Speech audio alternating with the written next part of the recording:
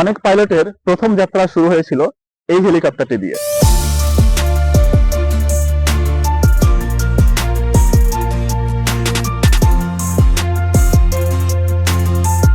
এটা হলো bell 206 helicopter, যা বাংলাদেশ বিমান বাহিনীর বহরে বহু বছর ছিল। প্রত্যেক দিন কাউন্টলেস মানুষ এখানে আসে এখানকার সৌন্দর্য দেখার জন্য। জীবনের ফার্স্ট হেলিকপ্টার বিমান এগুলা বাস্তবে দেখেছেন? দেখছি। মূলত বোঝা যাচ্ছে যে ডেমো। এই হেলিকপ্টারটা মূলত পাইলটদের প্রশিক্ষণ দেওয়ার কাজে ব্যবহার করা হতো।